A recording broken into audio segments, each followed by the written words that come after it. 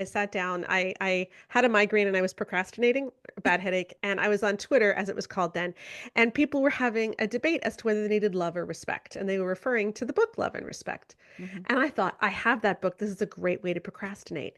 So I got it and I read it, and it was like a nuclear bomb went off in my living room because I realized for the first time what was being taught and how it was only part of a message, and it was really leaving out what was going on in women's hearts and women's lives. And I thought, we Yeah. need to do better than this. We need to do Mm. better than this. And that's what changed the whole focus of what, because I stopped just writing books based on, my opinion, the Bible, and what I was reading in peer-reviewed literature. And we started doing our own surveys. And so we've Mm. done the largest studies of evangelical women's marital and sexual satisfaction that have ever been done. Hi, you're listening to Java with Jen with your host, Jenna Lee Samuel. On this show, I bring the simplicity of hearing God's voice into everyday life in a no-nonsense, authentic, and super practical way.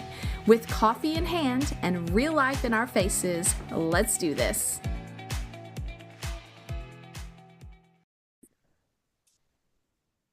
Hey everybody, thanks so much for joining me here for another episode at Java with Jen. Today we are going to talk about marriage and a little bit about sex. Yes, we are. It's going to be exciting. So I have Sheila Gregoire with me, who she and her husband have a marriage ministry together.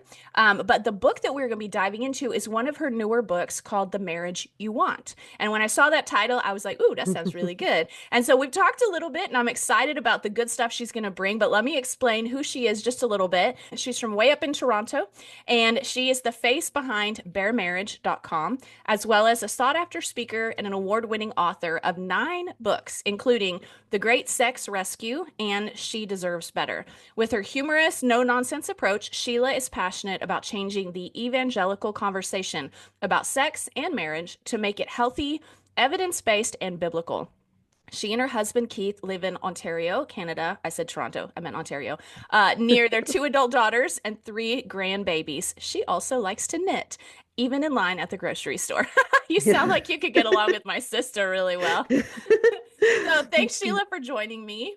Yeah, it's so fun to be here. Absolutely. So the topic, obviously, I could already tell when looking at your content, even I could tell like you seem like you guys have a lot of fun and that you have a good sense of Hmm. humor just from the pictures, from the titles, from the topics of your books and stuff. So tell me a little bit about yourself, something that maybe the general public doesn't really know that makes you guys unique in this space.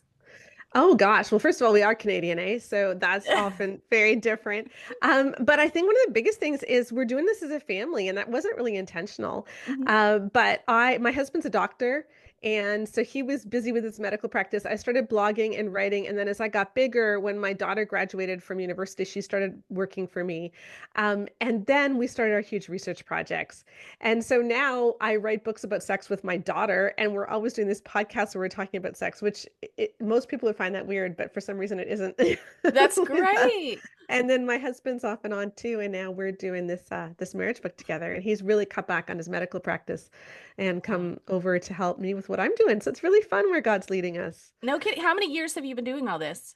Well, I started blogging back in 2008, and then our big research-based books were first written in 2020. So Wow. That's yeah, incredible. it Okay, was the so five books in the last 4 years. So yeah, that's a lot. amazing. 9 books is a Hmm. lot. I just launched my Hmm. first 2 books actually in December, but one's a journal and one's a devotional. And I only wrote one chapter in the devotional. But it was like dealing with Amazon was such a headache. And so kudos to you for writing so many books. I Hmm. mean, you probably dealt with actual publishers, but that's amazing. Okay, so what was there like a story or a situation that put this on your heart that you're like, I need to start blogging about this. I need to speak into this. I think one of the big issues is that in evangelicalism, what we're often taught is that Jesus gave his life for you. And so you need to be prepared to sacrifice everything. Mhm. And you need to realize that your reward is in heaven, and you need to give up your expectations of fulfillment on earth and don't make things idols and just really love Jesus. And there's truth to that, right? Yeah. There's truth to that. But that's not the whole truth. Yeah. And sometimes that becomes the only thing we're told when it comes to marriage. Yeah. And so when things are hard, when things aren't going well, you think, well, this is just what marriage is. this is just how I get to show love to my husband by living through this suffering. Mhm. And we're not given tools to actually figure out how to make marriage better. And Yeah. why not? Like, God doesn't want you miserable till you die. Yes. We don't need to just be satisfying in a marriage that we hate. Mhm. We're allowed to want to grow a marriage that you love. Oh my gosh, I needed your content 20 years ago. That's amazing. But I love that you're saying that.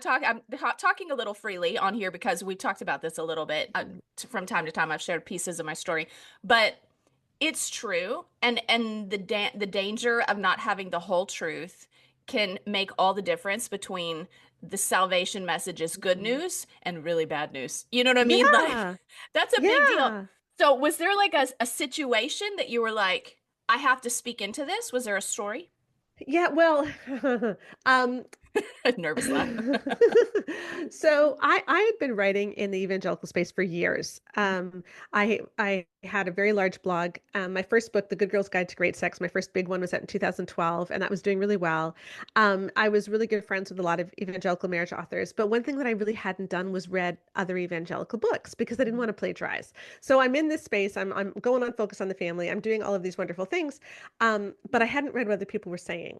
Uh-huh. And then in 2019, I did. I sat down, I had a migraine and I was procrastinating, a bad headache, and I was on Twitter, as it was called then, and people were having a debate as to whether they needed love or respect. And they were referring to the book Love and Respect. Hmm. And I thought, I have that book. This is a great way to procrastinate. So I got it and I read it, and it was like a nuclear bomb went off in my living room because I realized for the first time what was being taught and how it was only part of a message, and it was really leaving out what was going on in women's hearts and women's lives. And I thought, we Yeah. need to do better than this. We need to do Mm. better than this. And that's what changed the whole focus of what, because I stopped just writing books based on, my opinion, the Bible, and what I was reading in peer-reviewed literature. And we started doing our own surveys. And so we've Mm. done the largest studies of evangelical women's marital and sexual satisfaction that have ever been done. Wow. So That's yeah, yeah. incredible. Okay, Mhm. I had Shanti Feldham on the show as well. She writes Yeah, for for him women only. only, for men only. Thank Mhm. you. I had her on the show. Mhm. I should know what her book is called. And Yeah. so I love research-based content. So tell me Mhm. before I dive into our pre-scheduled conversation pieces, what was one of the most shocking things that you came across in the research that maybe validated your sense Mhm. of we're not being told the whole truth? Well, here's okay, and I know this we're not mostly talking about sex in this podcast, but I'm going to give you a sex one, Go okay? ahead, Just go ahead. because this is really easy. So evangelical women suffer from sexual pain disorders at 2.5 times the rate of the general population. What does that even mean? It's when the muscles of the vaginal wall contract, so they become Hmm. really tight, Hmm. and it makes like inserting a tampon very painful. Sex, like penetration, is impossible because you're just literally too tight. Yeah. Or sometimes it's possible, but it's very painful. And Mm. 23% of evangelical women suffer from this, Oh no. 7% to the point that penetration is impossible. And we wanted to know why. Why is it so much higher among evangelical women? And so we figured that out. And it's because of some of the stuff we're taught. Yeah. And let me give you an example of a teaching that leads to that. And it's the idea that a wife is obligated to give her husband sex when he wants it. Hmm. So if a woman gets married believing that, her chance of experiencing sexual pain increases to pretty much the same extent as if she'd been abused, Wow. because our bodies interpret obligation as trauma. Yeah. Oh my gosh, that makes so much sense. You might need to say that again for those who are listening, because I feel like you're dropping bombs on what people are experiencing.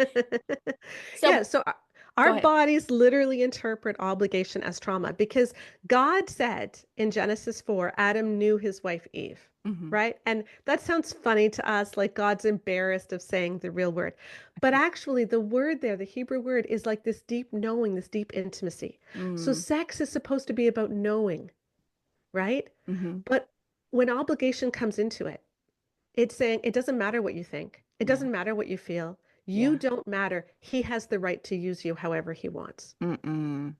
And as soon as that comes in, even if your husband doesn't believe it, even if he's not the one giving you this message, if you've internalized it because we've Hmm. been taught this, so like the majority of our marriage books teach this, Hmm. then our bodies can respond to that as trauma. Wow. That makes perfect sense. Yeah, I had some very messed up ideas about Mhm. like women in marriage and our role. Like I believed submission looked like I could never tell him no, which was so Hmm. messed up. Why don't you talk to us about the role of Yeah. boundaries in the context of what you just shared? Yeah. When we got married, our pastor drew a triangle in our premarital counseling, with God at the top and Keith and me at the bottom. And he Mhm. said, the more you move towards God, the more you're going to move towards each other. And it's a beautiful picture, right? Yeah, yeah. But that triangle can get really distorted in a number of different ways. And one Mhm. of the ways that I often see it distorted in evangelicalism is that we start focusing on one spouse at the expense of the other. Because what that Mhm. triangle tells you is that all three corners matter. Yeah, But if we start feeling that only one corner matters or only two corners matter and we don't matter, our marriage is not going to thrive. yeah, Like if marriage is about truly knowing each other, then you need to show up in everything you are, in who God made you, in your personality, in your opinions, in your experiences, in your circumstances. You get to show up in everything that you are, and yeah. your spouse gets to show up in everything that he is. And then together that makes this beautiful picture. Mm. But if we have to go invisible, if we like, well, if I make any of my needs known, he's upset at me. Mhm. Or if I speak up, I'm somehow being disrespectful, then we kind of shrink. And that's not about knowing each other. That's not going to build intimacy or oneness. Yeah. And it's going to lead to some really, really dangerous problems down the road. Okay, so we'll get into the solution there in a little bit. So talk to me, what are some of the most common beliefs that you found that women were believing, evangelical women, that Hmm. were creating this, as you said earlier, complicated marriage? Like you're wanting to simplify marriage. You told me that it doesn't need to be as complicated as we've made it. Hmm. I have found that truth becomes dangerous when it goes into either extreme, right? Hmm. Like Ecclesiastes says, the man of God avoids all extremes. And so there's something that becomes unhealthy when we take a truth that God has taught that goes into one extreme or the other, because Hmm. wisdom's always in the middle because it requires discernment to live in the middle. And so what are some of the beliefs that you learned, that you saw, that were rooted in truth but that became really unhealthy, that evangelical women have had to work through? Yeah, well, basically, anytime your opinion doesn't matter, bad things happen. Yeah. You each get to show up and matter. And let me give you an example. Okay. So in our survey of the latest survey, we had 1,300 matched pair couples, which is really cool because what that means is that both people in the marriage took the survey, but they didn't know what each other said, but we were able to match them up. So now if the husband says he does this, we can see what happens to the wife's responses, Oh, cool. right? So we can compare them. So we had 1,300 couples like that, plus another 5,000 individuals who took our latest survey for the marriage you want. And what we found over and over again is that there's all kinds of really good outcomes that you want in marriage, right? Like things like we have shared hobbies. I Uh-huh. feel like I can share my weaknesses with my spouse. When I'm excited about something, I want to tell my spouse first. Hmm. I love spending time with my spouse. We do things together every day. We pray together. Um, he doesn't have angry outbursts, like all these happy things, right? Uh-huh. Happy things, good things that we all want. We enjoy sex. Sex is great. All of these happy things, they tend to travel together. Mm. And what I mean by that is like if one thing gets better, they all get better. Maybe not equally. Hmm. Some things might get a lot better and some things might just get a little better, but they tend to travel in the same direction. So Mm. picture two groups of people and they're hiking. Hmm. Okay. And one of them is wearing all purple t-shirts and one of them is wearing all green t-shirts. And the green t-shirts are going in one direction and the purple t-shirts are going in the other direction. Hmm. So your purple t-shirts are all the good outcomes. They're all traveling together. And the Uh-huh. green t-shirts are all the bad outcomes. They're all traveling together. All right. Now, the bad outcomes don't travel with the good outcomes. Like you can't have one thing that has both bad and good outcomes. All right. If something is going to cause good outcomes, it's going to pretty much only cause good outcomes. Can you give an example? My brain's getting lost. Yeah. So let's say that you look at praying together as a couple. All Hmm. right. So if you're going to pray together as a couple, that's going to be associated with all kinds of good things. It's not going to be associated with some good things and some bad things. It's like if something is good, if it does good in your marriage, then it's associated with all these good things, Hmm. not bad things. Now, here's where things get interesting. When you look at things like who makes decisions in your marriage, making decisions together is associated with all good things. Hmm. But as soon as the husband makes the decision, it's all bad things. So as soon as he makes the decision, even if he consults with his wife first. If you're in a marriage where the husband makes the final decision, Hmm. you're in all bad things. Really? Because I feel like that comes stems from the belief of the man is the head of the home and a Yep. woman is to submit to her husband and that's where it's kind of come down to. It's like, well, if there's a disagreement, he has the Hmm. final word, which we've definitely done that many, many times. And I don't know that I have a negative experience with it for the most Well, part. it's not that you just have a negative. You just don't have as good as you could. Ah. So what's the It's what's like the good it is alternative? Doing it is to together. make decisions together. And the vast, vast majority of couples do that. About 78.9% of couples make decisions together. They don't get like we've Yeah. been married 33 years. We've never had needed a tie-breaking vote. Oh, gotcha. Wow. And the reason is actually Hmm. because of the fundamental belief. Let's say that Hmm. you get married believing that we're going to be able to make decisions together. Hmm. Then when you disagree, what do? You're like, oh, we got to figure this out. So let's Hmm. pray together. Let's talk to other people. Let's Hmm. wait on it.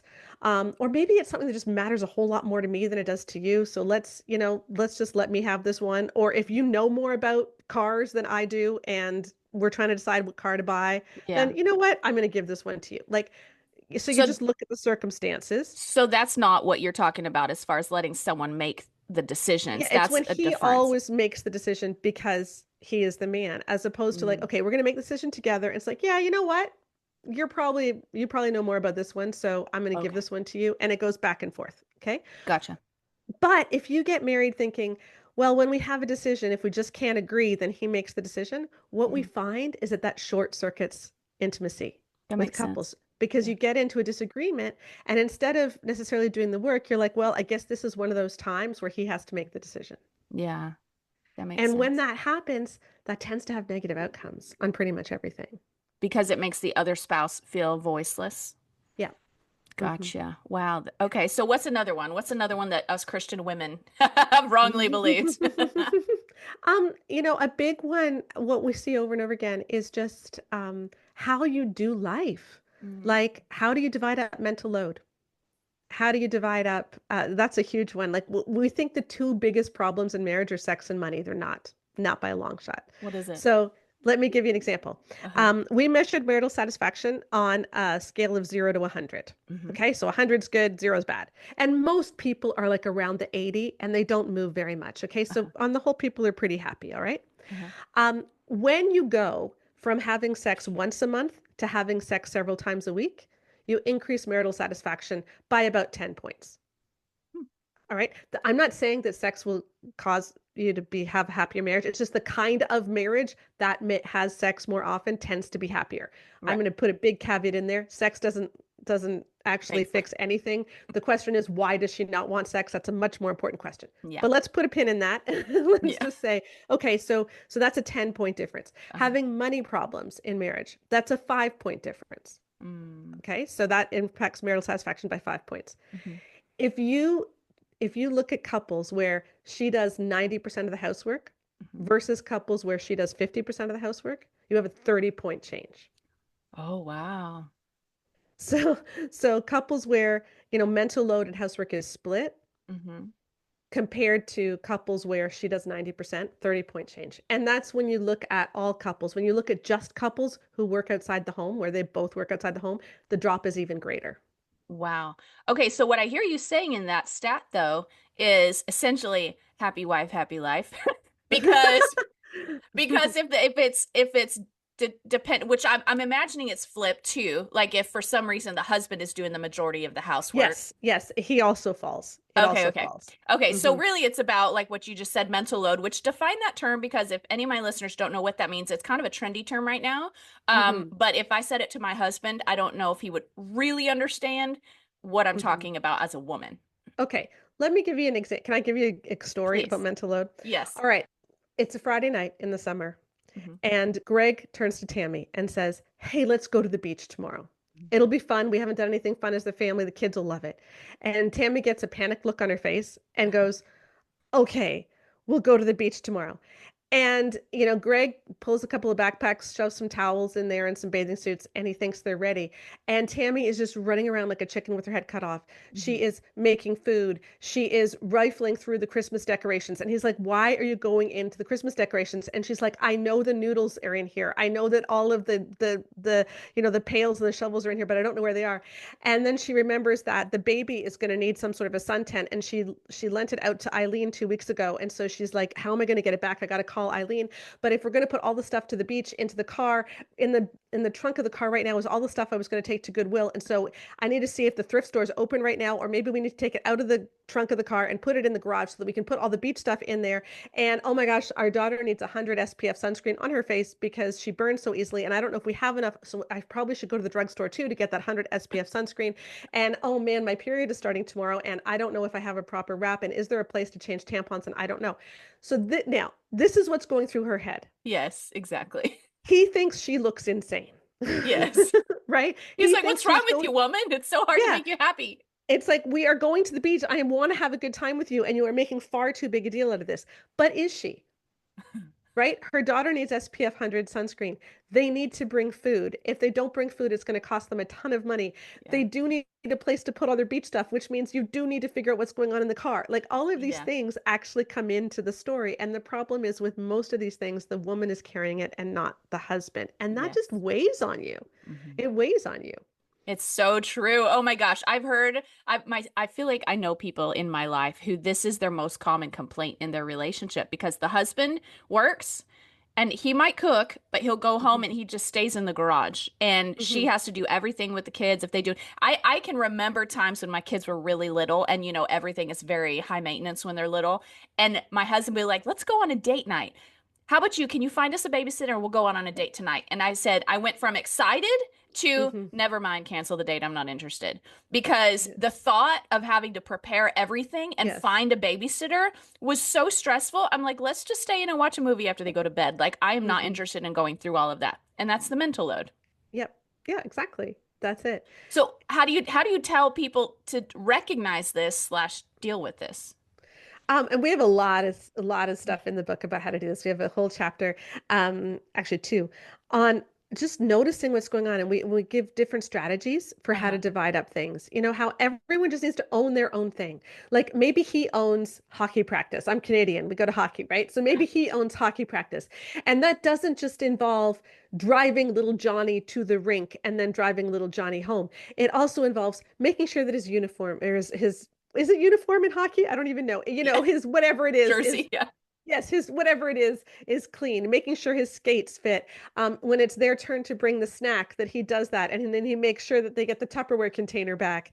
If they're going to carpool, he's going to organize that. If there's fundraising for the hockey team, he's going to organize the fundraising and ask grandma and grandpa for money and the neighbors, right? Like it isn't just driving, it's all of this other stuff. And Mhm. if he owns all of hockey, then she doesn't have to worry about the snack Tupperware and about the fundraising. Like she Yeah. knows I don't have to think about that. Yeah. And that just frees her up to feel a lot lighter. And so Yeah. when you just own different things, like maybe he can completely own homework, you know, Uh-huh. or whatever it might be. But when you own different aspects so that you own the entire thing, that Uh-huh. is so much healthier. That makes sense. I feel like men's brains don't automatically go to all those things though. I feel like they just think very like point A to point B and it's women who pull in all the things. So how do you train a man to acknowledge all that? Is it write lists? Just make checklists? Actually, making a list means that you still own it. Fair. Right? If you That's have fair. to make a list and give it to him, you still own it. The whole point is that he has to adopt it and not need a list, that Uh-huh. he has to count on. But you used a word there that was important. You said train. Uh-huh. How do you train a man? What you need to remember is that women have been trained too. We do not naturally do this. Mm, That's a big misconception. Women are not better multitaskers than men. They've done experiments on this where they put both men and women in completely like new situations where women have never been in before uh-huh. and where some multitasking is involved, and women perform just as badly as men do. We are equally bad at multitasking. The difference is women have more practice. Okay, wait, but hold on. From what I know of how our brains work, my Mhm. brain can consider six things at the same time while he's living in his one little box. So I feel like our Again, brains. it's actually not true. Neuroscience has disproven that over the last 10 years.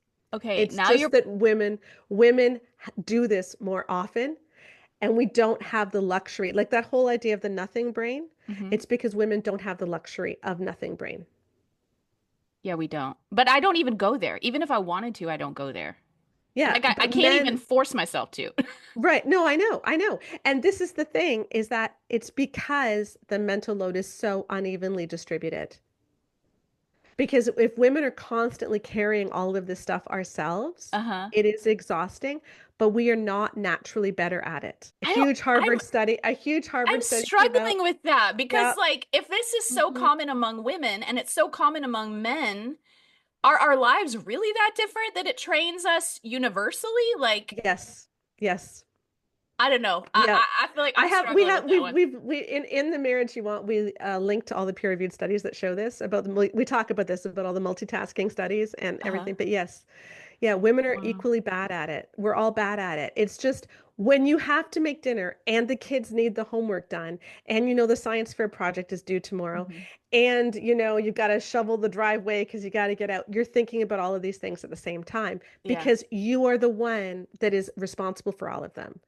If some of those things were not on your plate, if they were on his, he would. And newborns, if you look at families with newborns, when the father is just as involved with the baby as the mother is, Uh-huh. he has the same hormonal changes as she does. Wow. Yeah, like he like when you bond with the baby as a newborn, you start naturally doing all this multitasking stuff too. Hmm. So it really is the way that we've set up our lives. And it Wow, leads to that's a lot of discontent in women. We call it the unfairness threshold. So if you look in the first 3 to 5 years of marriage and you look at women who do more than 75% of the housework and you mhm. ask them, does my husband do his fair share? Like, does your husband do his fair share of housework? And the women tend to say, yeah. Like, we looked at the women who said yes. And that amount drops significantly over the next 20 years until Mhm. you get women who are very, very upset.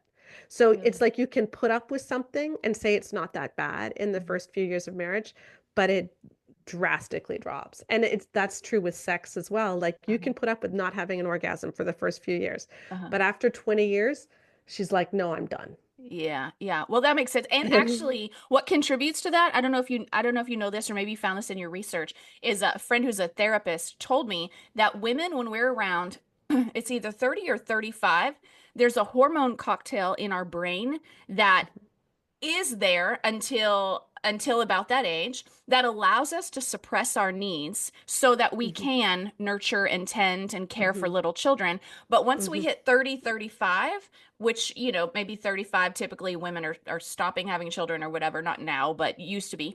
And so around that time, that hormone cocktail starts to diminish. And so suddenly Hmm. she becomes aware of all of her needs that have been neglected or suppressed or looked over. Hmm. And suddenly she becomes very discontent with the circumstances as it were.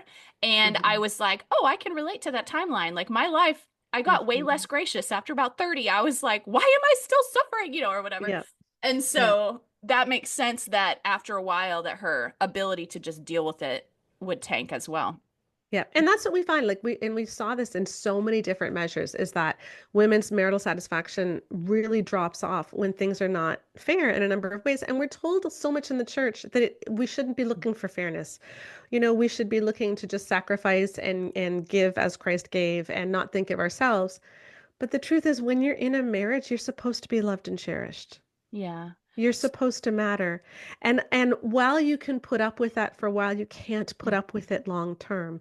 Not and keep your own sanity and keep yourself. Because we end up gaslighting ourselves that it isn't that bad. Hmm. We tell ourselves that, well, God's enough for me. And it's like God can be enough for you, and you can still want your marriage to be good. Yeah. Yeah. Those don't have to be two polar opposites. So what about on the mental load thing? There have been times that my husband, when he was really stressed about finances, because he's the primary, breadwinner, Hmm. if you want to use that phrase, that when he was really stressed about finances, he would come at me and either try to put bills on me or tell me to go get a job tomorrow, or whatever. And he would Hmm. just take that stress out. How much does that mental load affect? Like, where's the mental load for men? Because if men are the primary breadwinner, I know that's like a constant pressure and stress that they feel on a regular basis because of their drive to provide. And I've heard my husband use the phrase of I'm alone in this, or he feels like he carries it alone. And Shanti Feldham Mhm. actually in her book talks about how men have this sense of aloneness in their need Mhm. to provide, but they kind of like it that way somehow. And so how does the mental load thing show up with the providing? Because then, I mean, you also said that households where two are working have a Mhm. less happiness satisfaction, but if that mental load needs to be shared, then that would imply women maybe should be working. So help me unravel that a little bit. Yeah, so households where both are working don't have lower marital satisfaction. They only do if she is still doing the 90% of the housework. So if Oh, she's doing gotcha. 90% while they're both working, that is very bad. Oh, yeah, Very, very, yeah. very, very, very bad. Yeah. Um, and I just want to say too that in many couples today, she also does a whole lot of the providing, Hmm. and she might even make more money than him. Hmm. And that doesn't seem to affect marital satisfaction. Like it really doesn't matter. What we found is that it really doesn't matter who makes the most income. What matters is, do you both feel seen? Do you both feel appreciated for what you're doing? Hmm. And when there's a really big disconnect, when he's doing way more or she's doing way more, that's when you see marital satisfaction fall. And I think people often think, well, because he works outside the home, she gets to take care of all the housework. That's not actually true because housework is 24/7 and Hmm. childcare is 24/7. And childcare is not a chore. Children are a relationship Yeah. and they need their father. I saw an Instagram post recently where a woman said, my husband works so hard for us. And so I am happy to look after our daughter and he will never have to change a diaper. Ugh. It's like your daughter needs your husband to change a diaper. Yeah, she does. Your daughter needs her father. And so we need to get away from this idea that because he works outside the home, he shouldn't have to work inside of it. Mm. Because you know what? The most stressed people are stay-at-home moms. Mm. And studies have repeatedly found us this that the most stressful job is being a stay-at-home mom with kids because you don't have Yeah. adults to talk to. And Yeah. there's no immediate gratification for what you do. Yeah. No one's patting you on the back saying, wow, you washed that pot really well. And so it is a very, very difficult job. And I think there has to be some acknowledgement of that. One of Mhm. the best ways to see whether or not, you guys are treating each other fairly is downtime. Mm. So who has the time to just sit down and do nothing? And if Yeah. one of you has significantly more time to sit down and do nothing, that's a sign that your marriage might be imbalanced. Mm. And it That could makes be that sense. you're a stay-at-home mom, but you spend like all afternoon sitting down and doing nothing. And then, yeah, it's totally fair for you to take on more stuff at night. But if you're working really hard all day and then he comes home and he sits down and does nothing while you Mhm. continue to work hard, that is going to breed resentment. And it Yeah. isn't good for either of you. And Yeah. certainly not good for your kids to see either. Yeah, that's true. There was a season in our life where I remember anytime I would hear the garage go up, like my husband was home, I would Hmm. immediately jump up if I was sitting down. It was like the first time I'd sat down all Hmm. day, but if I was sitting down when he got home, I immediately would jump up and run to go do a chore so that when he came home, he saw me working, which is Yeah. really unhealthy. And as Yeah. as our Hmm. marriage progressed, I got out of that, and he learned to respond because he would give me a hard time if he saw me sitting and the house was Hmm. in any way a mess. And anyways, and so we had to learn through that, and he had to learn like, hey, messes are constant when you have children, period, no matter how you hard Hmm. you work. And some of how I think he learned that was I would go once a year on a 2 week trip to go be with my sisters who live out of state, and because he would go on missions trips all year long. And so I was like, I think I earned my trip to go see my sisters. And so during those 2 weeks, he had to tend to everything. And I think that was a very good perspective giving Yeah. time that Hmm. allowed him to see, oh, the mess just never ends. And so I can't be so hard on her. Yeah. And that's what you call being an understudy. We talk about that in chapter 6 of our book too, is how important it is to be each other's understudies so that you can show up and so that your spouse knows, hey, if I'm not here, things are not going to fall apart. And that's true for paid work as well. If you're a stay-at-home spouse and your husband's making most of the money, knowing that, okay, if he gets ill, if he has to go back to school and retrain, if he loses his job, there is something that I can do to make money, even if it's Mhm. not as much. That's an important thing too, just to lower the stress of the household. Yeah, 100%, 100%. Okay, so help us. I know I feel like I could ask you all these questions about your content now because I'm like, oh, this is so interesting. Okay, so how can people reclaim balance? So I know I mean, you're kind of essentially poking holes in traditional gender roles, really, Hmm. because that's, I think, what lends us to, which I think the gender roles are there naturally as well. Women are more naturally nurturers. We see the things that our kids need differently. Like I can ask my husband, okay, so what did the kids eat while I was gone all afternoon? He's like, oh, they snacked on some chips, and they, I don't know, had some chocolate, and he's like, has Hmm. no awareness of like nutrition and protein, and they need to eat real food.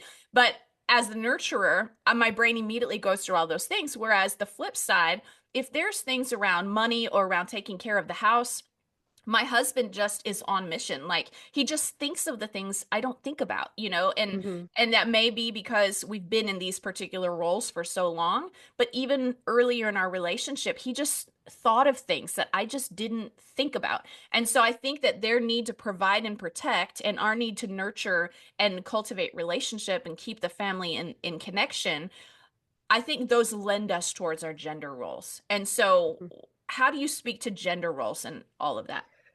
Well, let me talk about how we can actually get each other's needs met, because I think that's one of the big problems, right? Is that you feel like this is what I need in the marriage.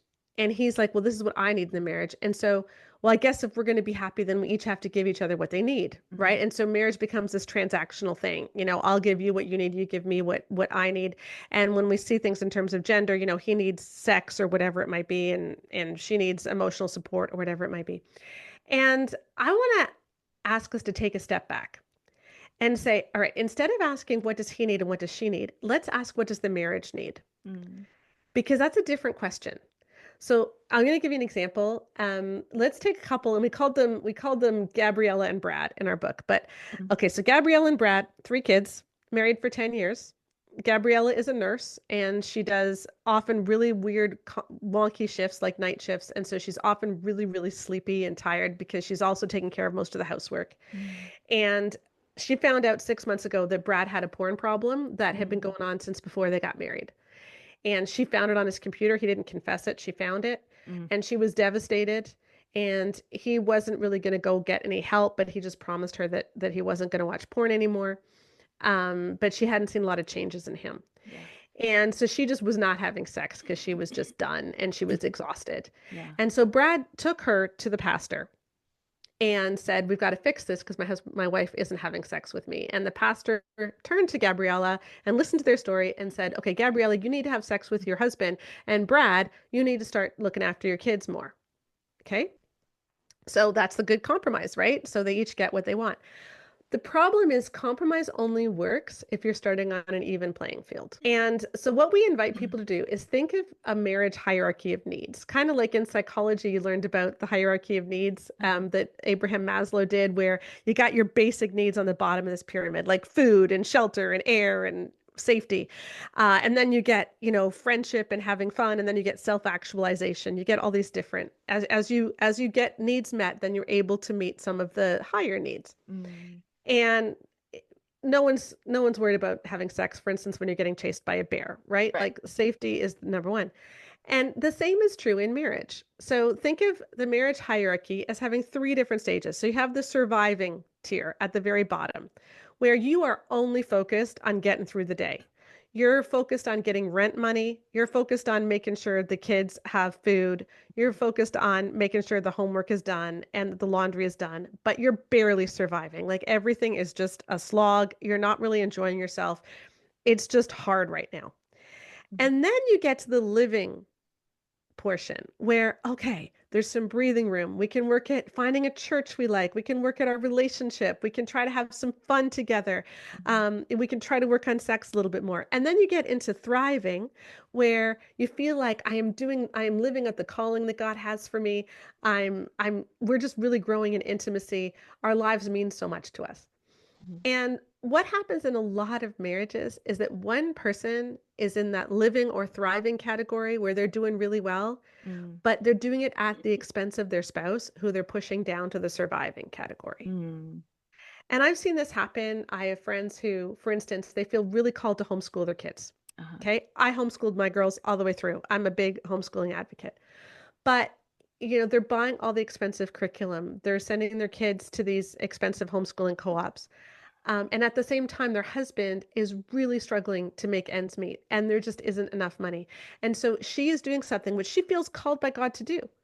And she's like, you are by critiquing my choices, you are not believing in God's calling on our lives. You don't have enough faith. So she's upset at him for not having Mm-hmm. enough faith. But at the same time, he's like, our bills are not getting paid.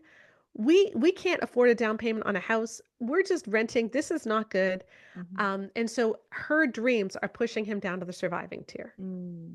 And that's where they have to have a bigger conversation, right? Mm-hmm. If we turn back to Gabriella and Brad, Gabriella is living on that survival tier. She is exhausted. She is just trying to get her kids out the door in the morning.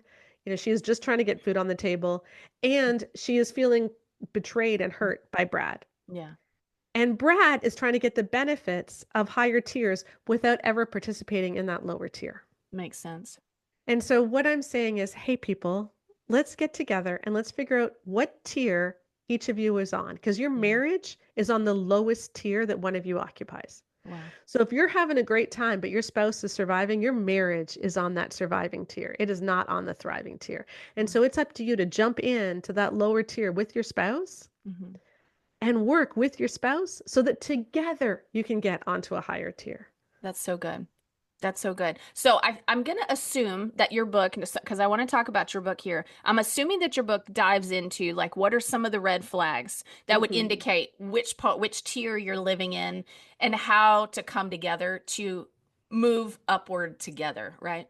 Yes, exactly. So we have really practical things on how to share mental load, really practical things on just how to enjoy spending time together, Uh-huh. how to find more time to spend together, how to make it more of a routine in your daily life so that you can talk about this stuff. Because that's part of the problem is we don't have time just to talk and have fun together and bring the Yeah. tension level down so that we can say, hey, you know what? I am really struggling. I am struggling in this area and I could really use your help.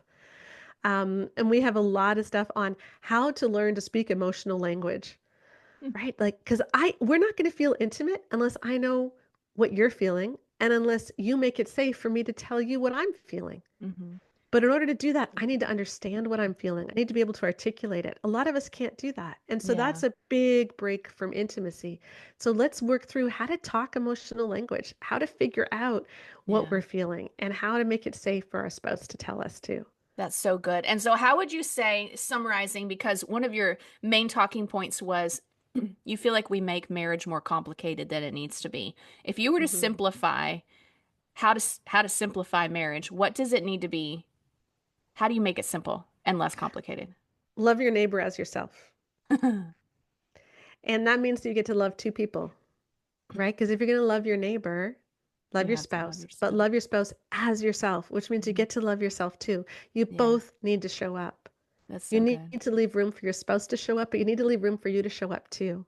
That's so And when good. you love your neighbor as yourself and you keep God at the center of that triangle, things are going to go really well. Yeah. But when you distort one of those things, any one of those sides of that triangle, your marriage isn't going to thrive. Yeah. Yeah.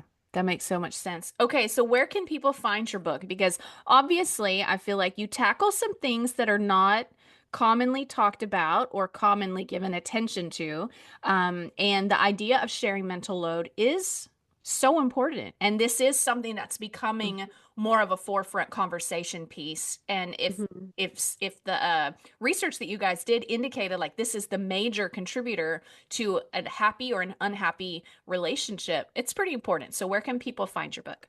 So the marriage you want, it's out now. It just launched. And you can find me at baremarriage.com. And there's links to all of our books, Great Sex Rescue, our first one, and then The Marriage You Want. And we're everywhere. Our Bare Marriage podcast is every Thursday, and we talk about the marriage you want on there as well. Oh, so good. Awesome. Well, Sheila, our hour went so quickly. Thank you so much for answering all these questions and sharing your heart and what you're doing. Thank you for putting the hard work into not just your book, but your ministry and the way you're ministering to couples because it's important. It's important. It's so It's so hard when you're in a marriage that you don't know how to make it better and you just need Mhm. a lifeline, and you're giving people a lifeline. So thank you for the Yeah. work that you're doing. And you guys make sure and go get that book. Whether you get it for yourself or maybe you even get it for a friend of yours who, you know that their marriage is difficult and they just need something to work through, something tangible that they can bring into application in their relationship. Get it as a gift, but go to baremarriage.com and I'm imagining it's on Amazon as well if they want to Yes, find it it's there. everywhere. Everywhere you'd buy books, It's wherever. everywhere. Awesome. Well, thank you so much for taking the time to share with my listeners. It's so good.